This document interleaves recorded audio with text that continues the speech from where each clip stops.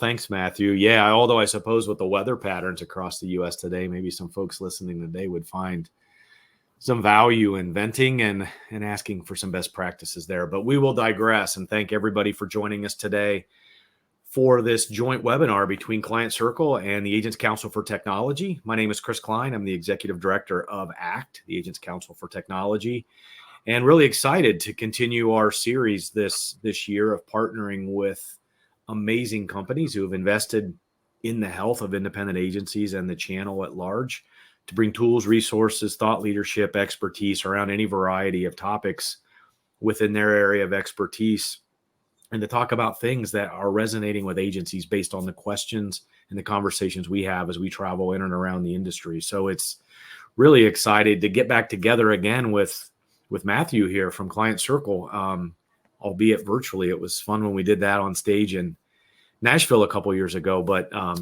we're really glad you're here. A huge shout out to Client Circle for partnering on this. And if you introduce yourself a little bit about Client Circle. Yeah, I remember that week. You caught me. That week was a kind of a mashup between, it was an IAOA and I think an Applied Net kind of hybrid event. And the funny thing was, at that event back in the day, some people may remember us back when we were called Client Circle. I mean, Rocket Referrals. Yeah. But that was the week that we actually kind of rebranded and came out as Client Circle. So the first half of the week, I was all geared up, rocking my Rocket Referrals gear, and I had packed a separate set of clothes for the second part of the week so I could dress in the Client Circle stuff. So, but yeah, a little bit about us. I'm actually a former agent myself. Back in the day, so back when you used to write applications on the hood of pickup trucks and all that kind of good stuff, you can see the gray and the beard. So I started with Client Circle, Rocket Referrals back almost coming up on 10 years ago now. So I was kind of employee one back in the day. I was working on my own software company when I met Carl and Tori there. And kind of the rest is history. So we've been working ever since we started. It's all been about focused on the quality of the relationships that you have with clients as the vehicle to improve referrals, to improve retention, to improve your sales numbers. But really, it starts and begins and ends with communication. Yeah, that's great, which is the core of what we're going to talk about today. I guess I didn't realize it was 10 years. That's fantastic. And I don't recall the uniform changes throughout the week as I think the entire industry lived inside Opryland for the week. But yeah, that's a fantastic story. It's been that long. We got the made for insurance. We were always made for insurance. That's the one constant common denominator.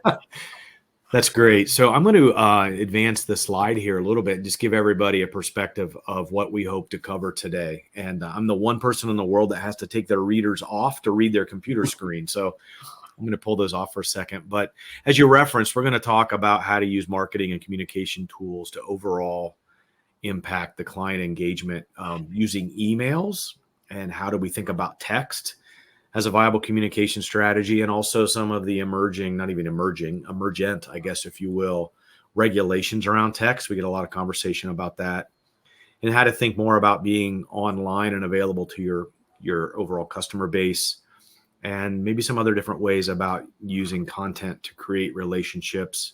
And we'll close with some ways about thinking about your website, which, given the prevalence and really how much social media has taken off, I'll probably say this when we get there, but I've talked to some folks who maybe view the website as a less relevant arrow in their quiver. And I think that when we get to that, Matthew will get us thinking very much otherwise.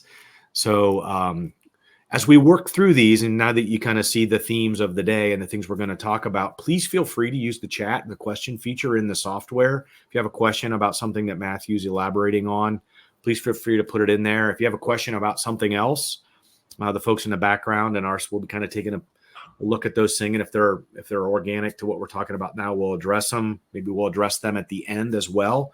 And if for some reason you have a question that we cannot get to or don't have the capacity or even the expertise to get to, rest assured, we'll do our best to answer those questions and get to you individually offline after the webinar is over today. So with all of that, let's just dive in and let's talk about emails that work. It's a world right now. I don't know about you, but when we were kind of thinking about this, I almost get a little cringy when I think about emails because my inbox is filled every single day. And what I loved about the conversation was some of the insight you have with your work and what Client Circle does to help users of email have a much more meaningful way and a much more successful way of still leveraging email as a communication tool with your current and prospective clients. So I'm gonna stop talking and let Matthew take over on this one because it's pretty compelling still.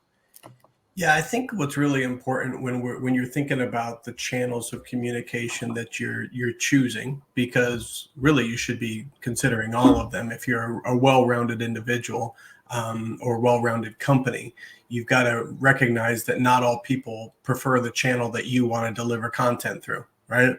So some of them like emails. I know my kids don't even check emails. They grew up with everything was direct messages. They look for quick answers on things. So they're going to prefer texting and chat and things like that. But emails still are a very viable and relevant form of communication, especially for certain types of communication, right? When you think about long form content, nobody wants to keep having to scroll on a text. When they just look at it, it's like a text block on you're like, oh, I'm in trouble, right? So if you get like a long text like that. But when it comes to that kind of things, email are what you're going to want to use, right? So the real thing that you should start thinking about too is, why do emails not work? Like, why is it that certain types of emails are ending up in spam filters or folders or junk folders and not having high deliverability? And what should you be doing to ensure that those are actually working? So one of the things that we've heard a lot of in the last months, years, is about the use of AI and how prevalent it's becoming. It's becoming used for positive things to draft and create content and help it with efficiency. It's also, anytime you have a new technology, the pendulum swings both ways though, right? As good as something could be in the hands of good humans, it's also got the potential for bad in the opposite directions. People can create a lot of spam and junk and kind of try to target people with things. So one of the things you want to do is do some DNS verification. So whatever domain that you're using for your emails, which when I say domain, I'm just meaning like your www.yourinsurance.com. Whatever your company's website domain is, you're probably using that for your email. If you're not using that for your email and you're still using your Yahoo and Gmail, we got another conversation we need to have offline. but you should be using a domain. Now, the thing about it is when you're using a CRM or some kind of a tool to help you do email automation, that company is a third party. And as a third party, you want to make sure that you have configured your DNS settings in a way that that third party can send emails from your email without looking like it's a third party.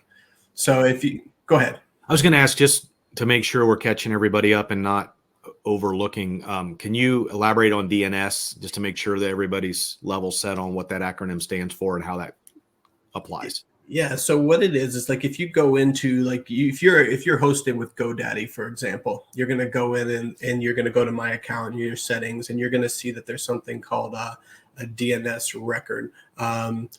And you got me on this one. Maybe domain notification services. Okay. I'm not exactly sure. Someone might want to Google that and put it in the chat for me.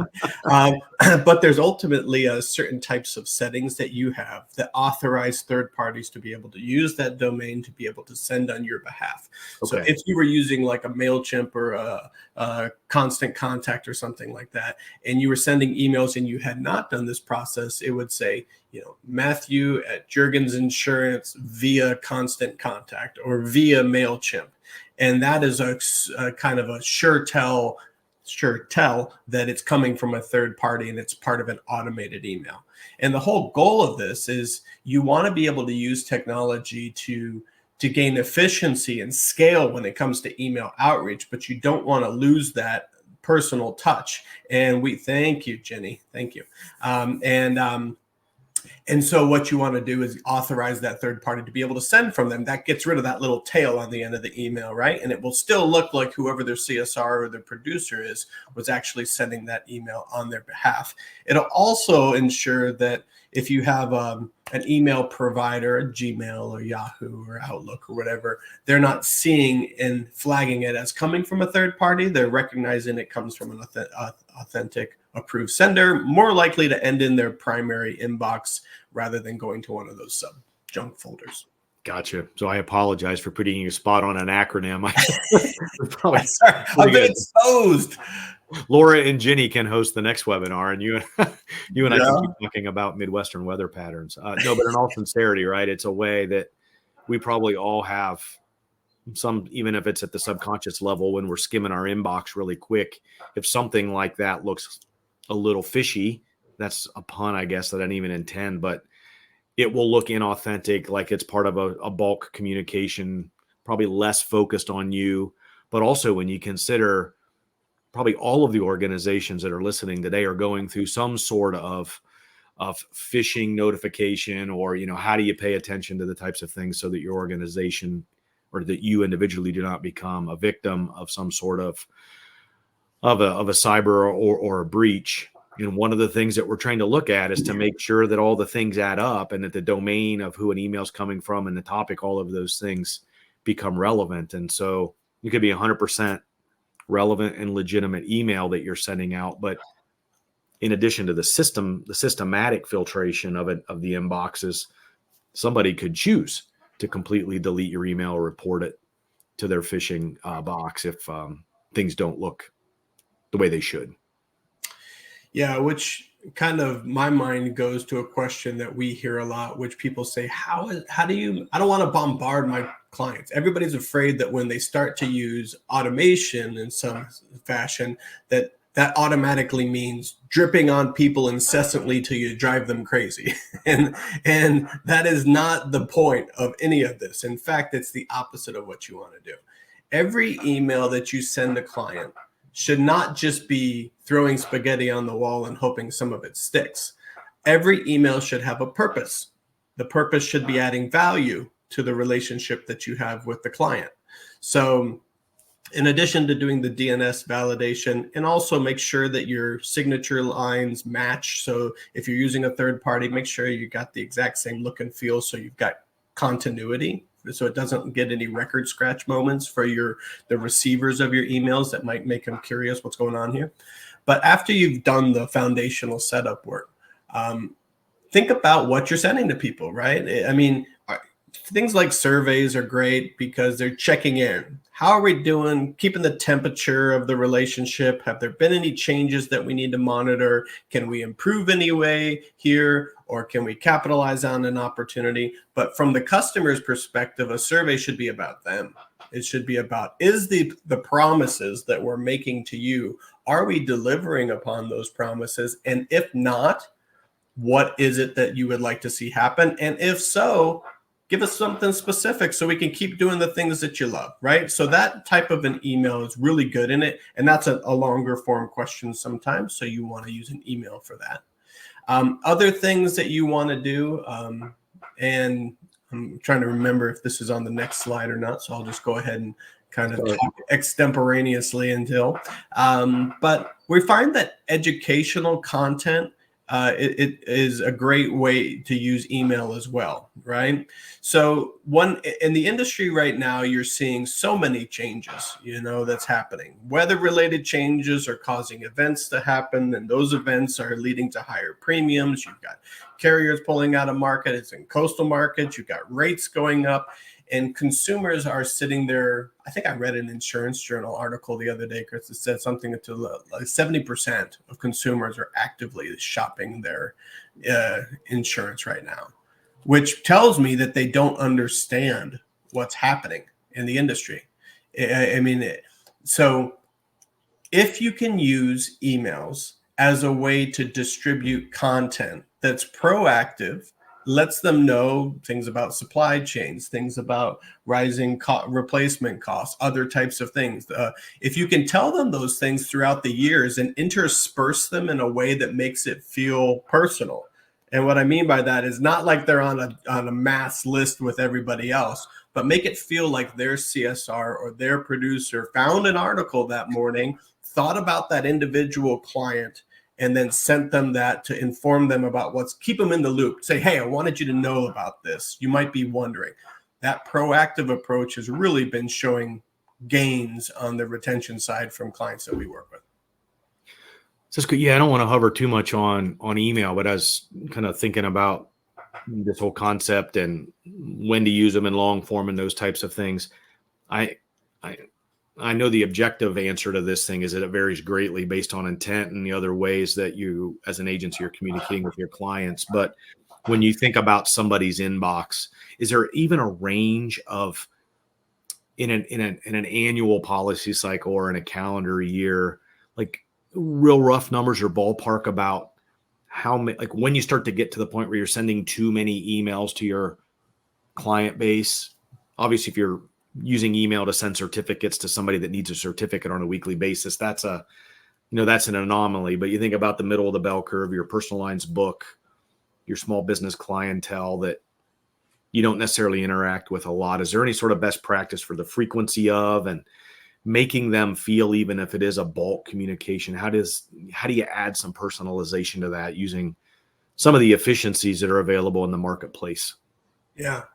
So we've done tons and tons of testing over millions of pieces of content that we've sent out over the last decade just to look to find what that recipe is, right?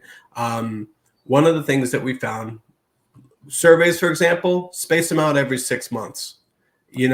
Some people like to do them every year, but the reason we do it every 6 months is because the insurance industry is changing so rapidly. It's like doctor's visits. You need to have a finger on the pulse, and because it can change, that's a safety net that can catch problems before they get out of hand. Kind of randomized twice a year surveys as a Fitbit bracelet for your agency, right? So that's the frequency of those.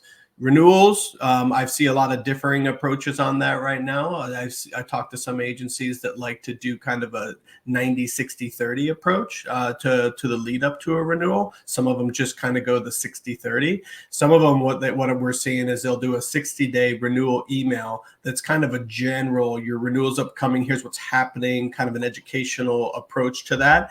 And then at the 30-day mark, they kind of take a split fork in the road approach depending on the download and the premium increase, where if they have somebody who experiences, let's call it a benign renewal, where the renewal is on par with what the rest of the industry is seeing. Let's just pick a number, 50% in the market. Your market could be nothing, could be 70, or you could be 30. But let's just say 50% is an average increase. So they'll send out just a general email at 30 days for those people. But if they're above that, they might offer an annual review of their insurance, just kind of complimentary. We understand this is probably, you got a lot of questions. And even if they don't take advantage of it, it's at least showing a proactive attempt on the agency's part, which has seen some interesting results on that. So those are the frequency around the renewals that we're seeing. And then in between then, what we try to do is not go more than 30, 45 days without communicating with the client in between the kind of the best practices that you should be doing, table stakes, if you will, right? Sure. So fill those gaps every 30 to 45 days with communication to the client. And that's usually the ideal tempo that we see. Okay, no, that's good. That's actually more than I might have guessed. So I appreciate that too. So hopefully that helps, some others out there. And obviously you guys have tools to help with that, and there's others in the marketplace. But if you're listening to that and feel like, oh my gosh, how are we going to write that much content and execute all of those things? There's definitely some tools to be able to help manage all that and do the whole kind of set it and forget it kind of thing based on how you've prioritized based inside your communication. So what's interesting, I'm going to flip here now the slide and start to talk about texting. And I can't recall whether it was before or after we hit record, but it's easy to say a generational shift, but there's just a shift in how different slices of society choose to consume and interact with their service providers. And so maybe a best practice about doing some during your client onboarding, or even if you got an existing book, making sure that you understand how your folks prefer to be communicated with. and we just talked about email. So there's definitely a large and growing segment of people that would much rather just text. And you talked about the really long blocks of things, and that's probably not a best practice for texting. But let's talk about texting and some ways in which you've seen agencies successfully integrate texting into their formal processes, but also now with a pretty sizable asterisk about some of the regulatory rules that we all have to be paying attention to when it comes to texting, digitally with consumers. Yeah. So texting, man, I'm not going to say that I love talking about texting because the rules are changing. So they change so quickly and there's so much to it. But if I could try to simplify to it, there's certain rules in town that you need to know about, like the A2P 10 DLC rule, for example, which stands for application to person, and the 10 DLC stands for 10-digit long code phone number, also known as like local numbers, right? First of all, that was a great way to redeem yourself for not knowing specifically what DNS. I was like, oh man, Jenny and Laura are going to post it again before I have a chance. I'm not going to let that happen. No, it was great. Yeah. So as a result, if you're going to want to text from a local phone number, you're going to need to comply with new requirements, regardless of the platform that you're using.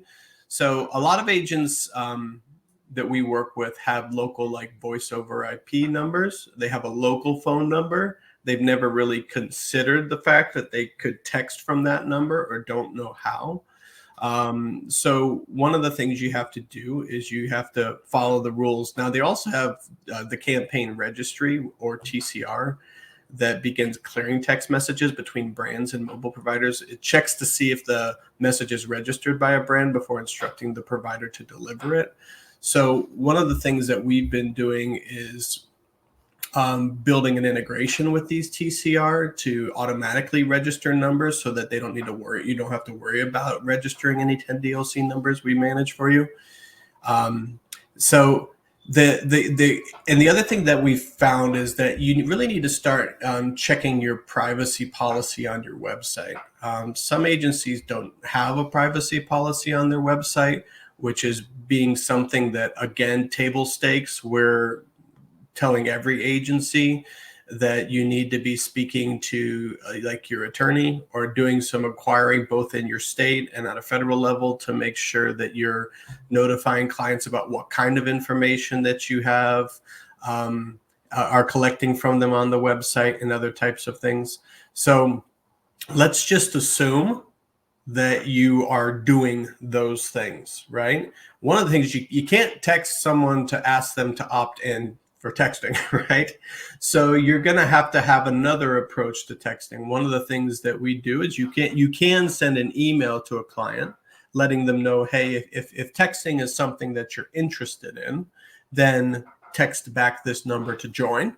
I personally, if I was going to be starting another agency again, I would be having texting as something that was everybody did as a part of their onboarding process. We were going to get permissions from clients when we were setting them up and getting them their policies. Either we were going to have it in writing or we were going to have formalized the process for getting an opt-in from every new client.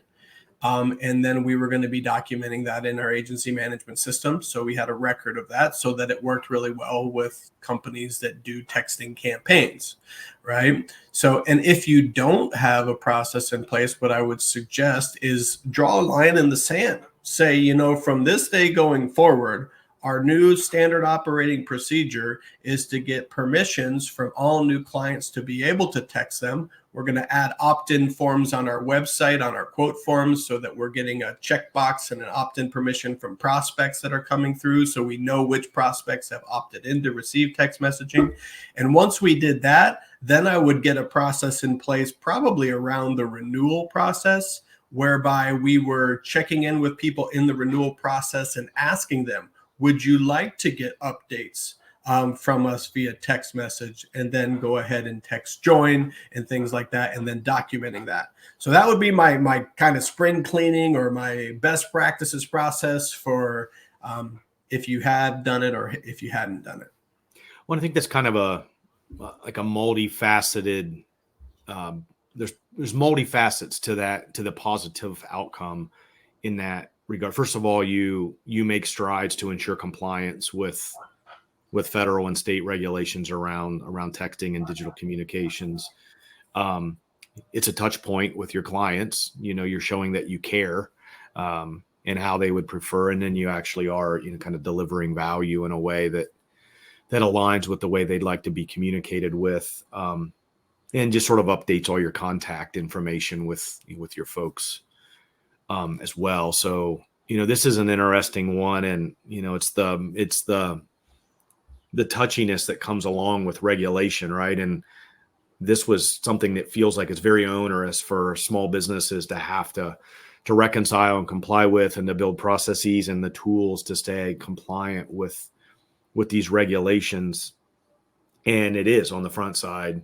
But I live in Ohio, and not too long ago, Ohio's primary election was, and the texting solicitation from candidates across both sides of the aisle for all roles, local and state level, was such that I had made a joke with my friends that I was not going to vote for anybody who sent me these text spams. And I realized within like 48 hours, there was going to be nobody left to vote for. I was wondering about that. No, but so the point is that without these regulations, our phones would be full all day long from unwanted solicitation and spam. And so by going through these processes, now you've, at least in spirit, are freeing up texting to actually conduct business with the clients who choose to do business with that, with you that way. So heavy lifting on the front side. Definitely pay attention to it. Your state big eye. There's some resources at the national level that can also support, in addition to some materials that Client Circle put in the chat. But your state big eye and your own legal resources are great in this regard. So we've kind of got that elephant out of the way. Can you elaborate a little bit then on what are the types of things that are appropriate for texting versus some other forms of communication, and maybe even things about how staff might use texting to interact with each other as well as with your clientele? Yeah, I think what's interesting is like there's texting campaigns that you use, automated kind of follow-up, and then there's also the daily text kind of use cases, and sometimes those are a little bit different. From a daily text use case, you always get clients who want to text you, like, and they want to send you pictures when it comes to a claim, or they're asking for their proof of a insurance card or a certificate or things like that. So having a texting platform that's capable of sending pictures and PDFs, Word docs, things like that. And nowadays, even like emojis sometimes and GIFs are becoming like commonplace language on how to communicate with people. So, it should still feel human, even though it's coming from an insurance agency. So those are kind of some examples of day-to-day things. I personally as well like to create like a text template library. So if I find myself repeating the same kind of text outreach or answers, I like to just create a template, select it, and then pre-populate the text and send it. So I'm not recreating the wheel every day from an efficiency. That can be inclusive of, trying to schedule a meeting or follow up and going ahead and put a link to my calendar, or people are saying, where can I go to get my ID card? And you text them a link to the app that you have for them, or like a service center that you have. Those are some examples of pre-populated text templates. Now, from a text campaign point of view, texts are really good for reminders, and texts are really good for showing that like information or requests have been received, so that people feel like they're being attended to. A good example of this is a quote form on your website. Client fills out a quote form on their website. They're wanting answers right away, right? Most people have their website set up, and I might be kind of jumping a bit to some of the website conversation here, but most people have their quote form set up. So when the quote form is filled out, it sends an email to somebody on the team. That person on the team gets to it when they go through all their emails eventually at the end of the day. Then their job is to find somebody else who's the producer to actually follow up with that person. And by then it's the next day because they've gone home for the day, whatever, right? So that lead eventually cools off. In an ideal world, what you would do is, as soon you're getting the opt-in from the form, and then you're immediately texting the client from that number that local number or your bridge number, Ring Central number, whatever it is. So it's coming from a number they associate with the agency. Right after the form is filled out, hey, we got your quote request. Excited to work with you. Check your inbox. And then you have an email that's gone to them with the longer form information about what you're going to need to kind of next steps. Here's what you're going to have. And then notifies the producer or the team that a new lead has come in. So in that case, texting is ideal because it's a quick response to a client to recognize their interest, then followed up by the other types of things you would normally do. Another good example of that is a reminder, let's say commercial lines renewal campaign. You go ahead and you have a lot of maybe you work with a lot of small business owners and they're on the go all the time. They're out, they got their truck drivers, they're own contractors, whatever it is. They don't live out of their email inbox because they're out a lot. So you send them some information about an upcoming renewal, but then you go ahead and use a text message a day or two later as a reminder. Says, hey, Sue, just wanted to let you know, I sent you a little something about your renewal. You might want to check your email inbox. Belt and suspenders, as my dad would say. One's a short little hitter reminder, one's the long form content. So those are two examples of a text automation that you might want to do. So a couple quick follow-ups before we move on from texting. First of all, you mentioned emojis. I will not tell you the emoji that I wanted to send my agent when he let me know what our renewal was going to be this cycle, right? But it was a question in the field which magically disappeared. So I don't know if I did anything wrong. I apologize. But essentially the spirit of it was when you're communicating via text, making sure that integrates as an activity or a note file in the agency's AMS.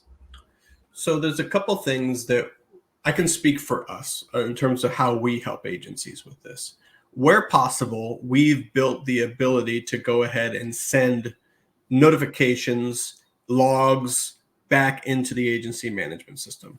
So like HawkSoft, for example, what we do is we wait until 90 minutes because sometimes some softwares companies aren't that smart. They'll try to send a log, but the conversation's not done. So you only get the first sentence of a thread that goes on for the next 15 minutes or an hour.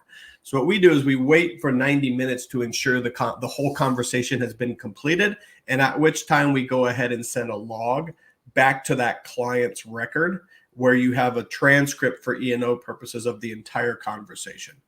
We also do the same for web chat, Facebook Messenger, and Google Chat conversations.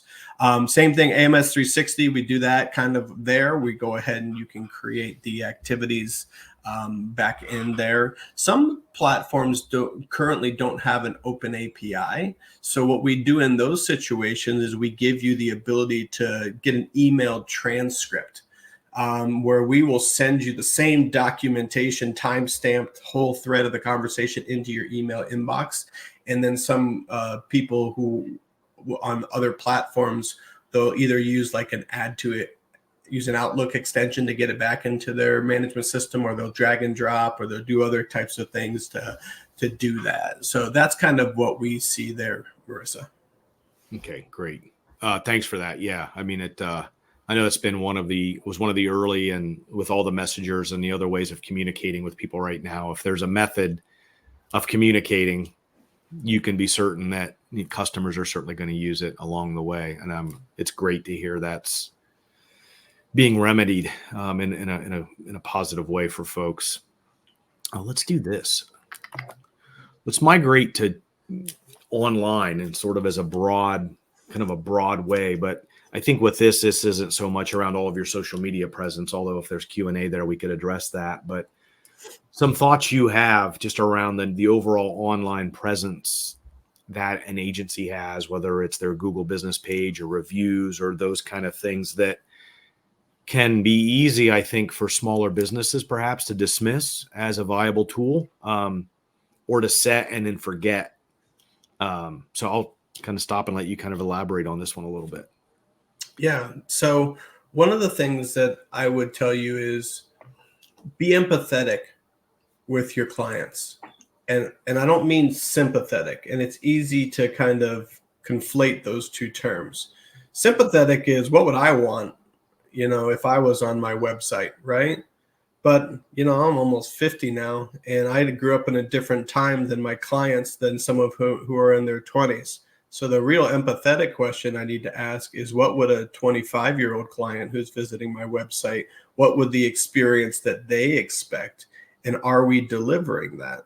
So if any of you have ever like gone online to your pick anything, go like to your cable provider's website or something like that, and all you want is an answer, does a chat bot really make you happy? No, because you're having to go through like a decision tree. There eventually will get smarter chat bots, and you're seeing them, but most of them right now are still pretty meh, right?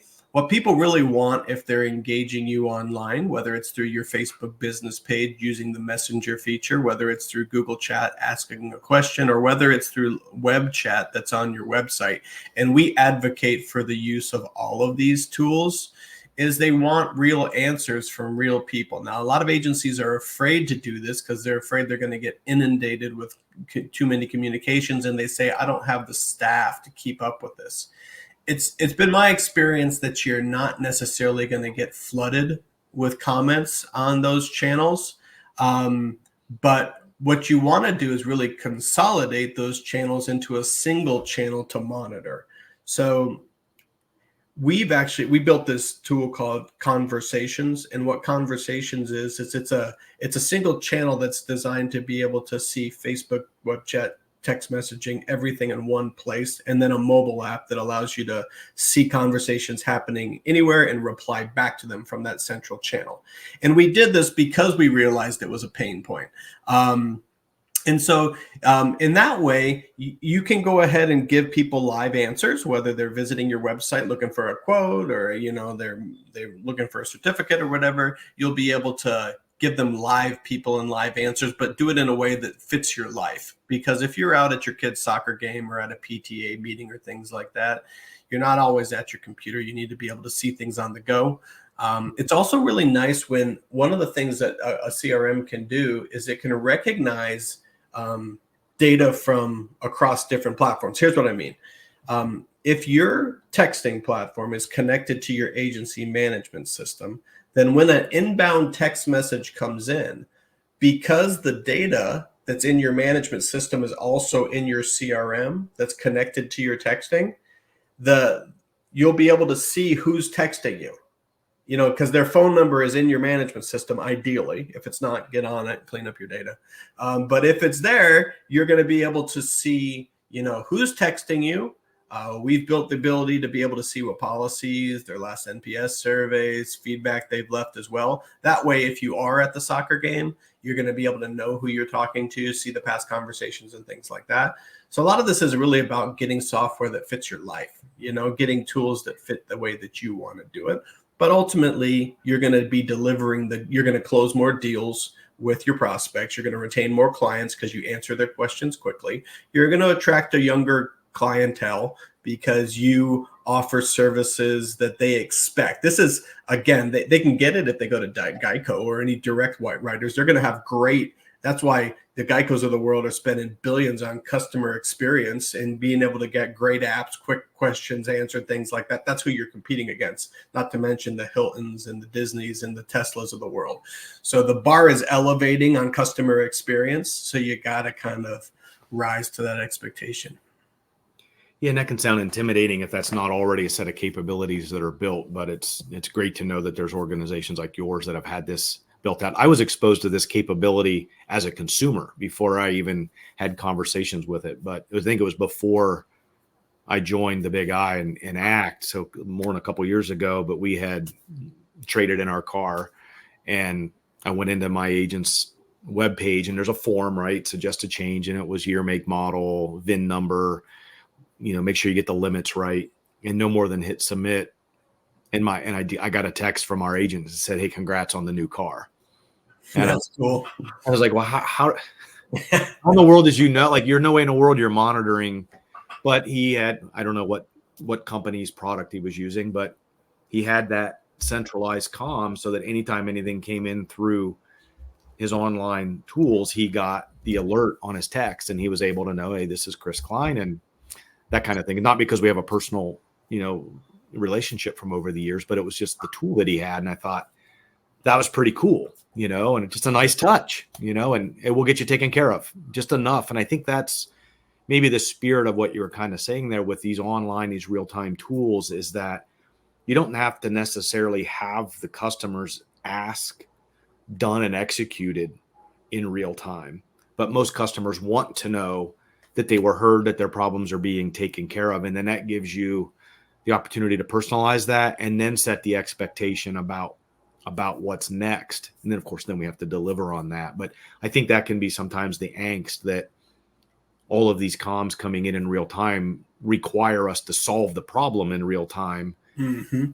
And you don't, some things you do, but not necessarily the case. And so with that, I guess, was my narrative, I guess. But one of the things that I think is important is not everybody has live human beings at their disposal in their agency 24/7. So any thoughts on things that happen after hours, on weekends, or how to kind of set or manage expectations there? Yeah, when you were talking about that, congrats on the new car, it reminded me of the science fiction writer Arthur C. Clarke. He wrote that any sufficiently advanced technology is indistinguishable from magic. And it's like, whoa, how'd you do that kind of thing? That's what good technology should not feel automated. It should be like a good carpet layer. You shouldn't be able to see the seams. They should think that your agency is just that good, right? That's the ideal here. Now, what I would tell you when it comes to, if you're afraid that you don't have the staff to be able to monitor all of this, the quickest way to dispel fear is to eliminate the ignorance, because most of that comes from imagining a world where you're getting swamped by online messages through your chat on your website and your social media. Like, you can gauge this a little bit. Look at your Facebook Messenger, look at your Google chat manually. Calculate how many inbound messages you actually received in the last month on that channel. And then you'll be able to tell like how many you can expect that you would get if you were to consolidate them, right?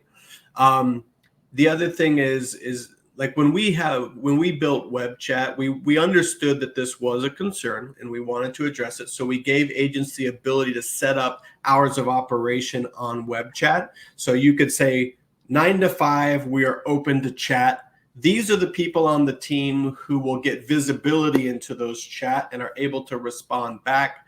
We're going to get them notifications on their computer and on their phone. But after that period of time, we're going to have an out of office message that tells people, hey, we're closed for the day. If this is an emergency, you can do X, Y, Z. You can text us if it's an emergency. You can go here to the site if you need to file a claim, things like that. So that's how you get this technology to fit your life. It's just kind of set expectations with clients with things like web chat. Check your existing site to gauge how much you're getting, and then just try it out. It's probably not as bad as you think. Try it out for a month or two. If it's doable, then keep doing it.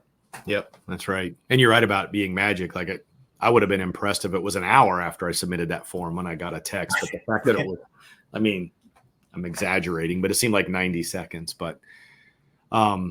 Chris Angel of insurance. What's that? He's like the Chris Angel or David Copperfield of insurance, your agent.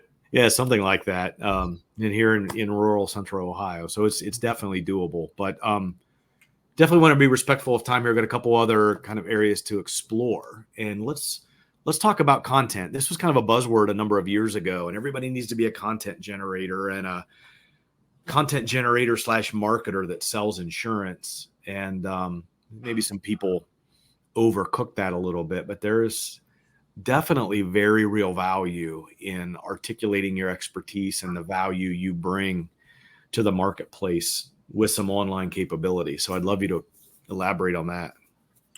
Yeah, I think like content creation it can definitely pay off, but it's a long game, right? Like, because you're going to start to establish a niche, you're going to start writing in that niche, and you're going to do it over time, and eventually you're going to grow a crop of articles and content that help to build up your profile in your local community for whatever kind of keywords you're looking for. What I find really interesting is the way that agents choose to distribute their content. So, for example, let's take an average Facebook page. There's whole cottage industries out there that are telling you that they're going to take content and publish it on your Facebook page, right? As a way to, and they use words like SEO and they use words like social media marketing. And whenever agencies kind of leads dip off, this is one of the things that they look to do. Like maybe we should start upping our Facebook game. But let's say your agency has 4,000 clients and you have 400 of those clients who have liked your Facebook page, right? And you go ahead and post a blog post on that Facebook page. Facebook is a pay-to-play game. They're not the United Way. They're not a non-profit, right? If you want to get that article seen by the majority of those 400 people, which are only 10% of your total clients, you're going to have to pay to run ads or boost the post or other types of things to get that traffic. If you just post it there and hope that organic reach will be able to show your article in the feed of your clients, I think probably like 5 or 10% of them might actually see that post. So now you've gone from 4,000 clients to 400 who've liked your page to 40 of them who actually saw that blog post that you saw. So 1% roughly of your entire 4,000 book of business is seeing the content you're putting on your Facebook page. Now let's contrast that with something else. And let's think about your email. So we talked about this earlier, email that work and content, that how to get your content out there. What percentage of your clients' emails do you have? Now, a good agency is probably going to have 80, 90% of their clients' emails. Some of you have bought books of business where people were still working on paper files and you're still working on that. That's okay. But you're going to have way more kind of penetration rate with emails with your clients than you have on your Facebook page. So what we did, we built this tool just because we weren't a fan of newsletters. We don't like one size fits all anything. And we wanted it to feel personal because the world we live in is a world of, Amazon, Facebook makes suggestions, friend suggestions, product suggestions. I watch a show on Netflix. I watched The Great British Bake Off, and I'm going to end up watching Iron Chef next or something, whatever. That's the world that we live in. So that's the way your agency should feel. It should be smart suggestions. So what you should do is take your content, we have a library you can choose from in our Client Connect library, or you can put your content into your library and then email your clients that content throughout the year, those gap fillers that we talked about earlier, right? And you're going to have a much better open rate, especially if you personalize it. Like that content should not just come generically from the company. That content should come from whoever their CSR is, whoever the producer was that wrote that, someone they have a relationship with. And if you combine those two kind of approaches, personalized, relevant, like they shouldn't be getting commercial lines articles if they're on a personal lines only list, right? So make sure it's a segmented list that's appropriate. That's the perfect recipe. High deliverability, personalized content, high open rates, educating clients on topics, and teeing up sales opportunity using educational content. So the sales seeds that you plant later are going to germinate better because you've been cultivating the soil using relevant content. I'm going to step off my soapbox now, Chris. No, you can tell you're passionate about that. And I mean, when you hear somebody kind of lay it all out like that, it feels, like almost ridiculously simple and intuitive, but it does take, kind of having these conversations and thinking through how to piece that stuff together. And, even in our role at ACT, we try to generate content that we think is valuable and that might resonate with the members, and kind of sit around afterwards and, wondering if it's along the lines of that second grade riddle that if, a tree falls in the forest and nobody's there to hear it, did it make a noise? Like you just wonder if the stuff even gets read, but you're kind of the way you funnel down through really the way the algorithm, right? Which I think that word gets used all the time, but the way Facebook and social media feeds content. I sort of, as just a really quick closer on this one, and we didn't talk about this beforehand, but is it worth paying for ads on Facebook or paying for placement at Facebook, LinkedIn, or wherever? you'd like to be? Just in general, does that have any payoff?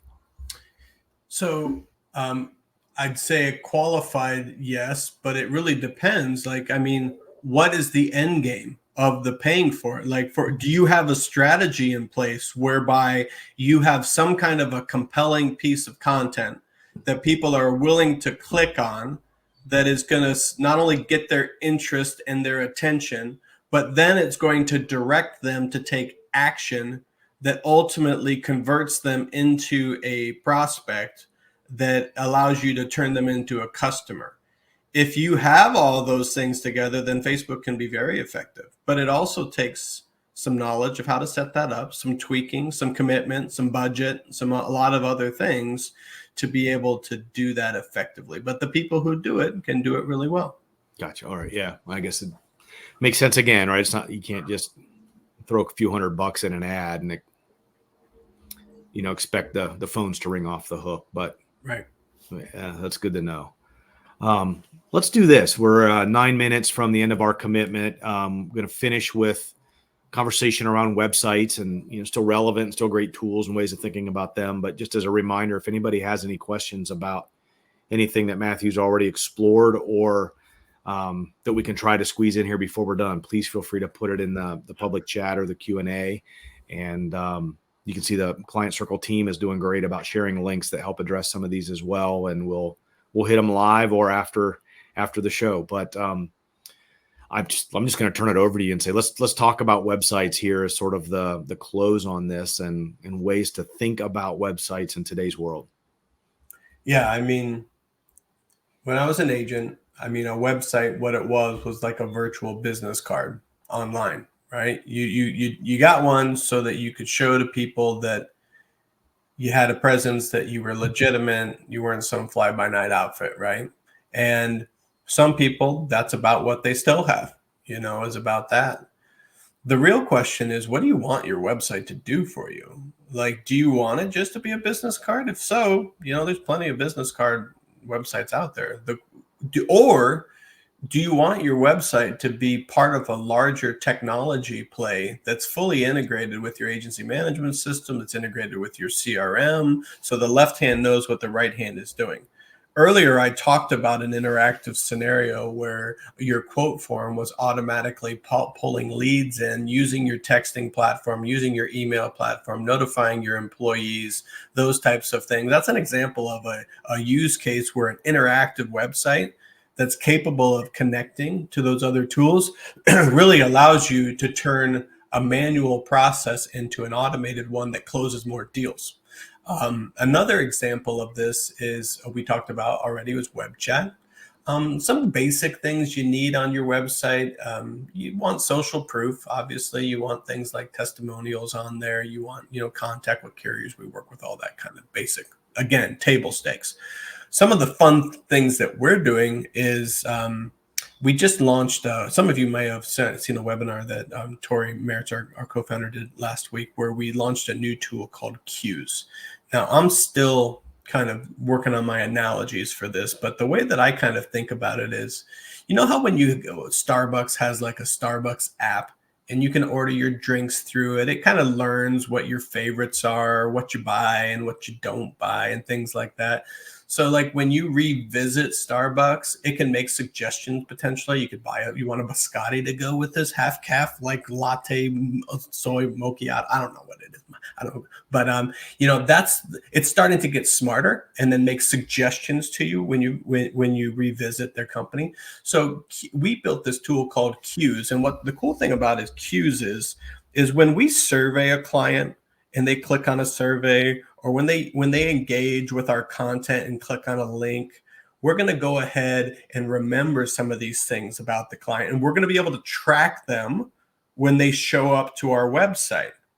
So if a client who is a commercial lines client who doesn't have a cyber liability policy shows up to our website, we can use our website to target that person, maybe to download a book on why the importance of cyber liability, or maybe they're a monoline home, no auto client. We can target them to try to create account rounding, cross-selling opportunities by using the data that's in the CRM to ultimately get our website to turn that website into a supercharged selling tool, right? So now you've kind of gone beyond just a business card online, and you're going into the world where your website is a powerful part of your overall marketing strategy to round out accounts, retain clients, market to prospects, and be a lot more than just that two-dimensional object that it used to be 10, 20 years ago. Does that make sense? Yeah, I guess it does. Yeah, it definitely makes sense. And that sounds like a really powerful, powerful tool of, and I just may be completely all wrong, but it seems like there was a moment in time where with the proliferation of social media and other ways of more real-time marketing, that talking to people that maybe lost a little focus on thinking about how to keep their website positioned as a very powerful and viable part of their own marketing. So it's great to think about some different ways that you can leverage that. And maybe you and I chatted about this, but we're still in a world where if somebody gets referred your business's name, most people are still at some point going to go into Google and type the business name to see what it's all about. And I might be oversimplifying this, but I believe the message among all of this is if you have anything intended to represent your business that's findable online, be intentional about what that is, why it's there, and that it's current and up to date. So it represents your value proposition, the culture, or whatever it is you're trying to articulate, to your market base. Because if things get forgotten, they're still not gone, right? They say on the internet, nothing's ever really gone forever. So I think the spirit of all of this is be intentional about your tools and making them come together and integrate. And Client Circle, and among some others that kind of compete in your space, do a really nice job of helping agencies tie it all together. And I think one of the posts was actually called Tying It All Together. So I'm guessing you guys have some great content about helping people think about how these tools come together to not only make the business have a better chance to grow and retain clients, but to make the experience for your customers and your staff like more meaningful, and the things they do when they're being human beings are things where human beings can add meaningful value. Yeah, for the better part of 10 years, Tori has been out there. You know how, love him or hate him, you know how Bernie Sanders says like the same things every time you hear him talk on it's like 4 talking points. It's like one of Tori's key talking points for years has been the importance of integration, of having the platforms that can work together. Like when you have, which is one of the nice things about Apple, right? You got your AirPods, you got your MacBook, you got your iPhone, they easily sync up with each other. When your agency has technology that talks to each other really easily, your output and your quality of life go up dramatically. Your sales numbers, your retention numbers, which is what we've really been building for the last year, is to kind of create an all-in-one solution. And I know we're kind of all up against the top of the hour, and some of you still might have any questions. So I guess what I would say is if there's anything that kind of sparked your curiosity that you wanted to kind of chat with me further about, or us further about, or how like use cases or how it might work, happy to kind of take this offline. You can kind of just pick a time with me through the calendar below, and I'll walk you through any of this, because I know we're packing 15 pounds of sugar into a 5-pound sack here. Yeah, we definitely appreciate everybody for joining today. Definitely, you can look us up, myself on LinkedIn, the Agents Council for Technology, through the Big I website, independentagent.com. Go to clientcircle.com, find Matthew on LinkedIn. And I am completely convinced that Matthew will take your phone call and would love to talk about this as it relates to what you're trying to solve for in your agency or your business. So first of all, thank you, Matthew. Thank you, Client Circle, for being such a gracious host and partner over the years with ACT. And thank you for everybody for taking time out of your busy day to join us for the webinar and conversation today. Yeah, always great seeing you, Chris, and enjoying our time today. Awesome. Thanks, everybody.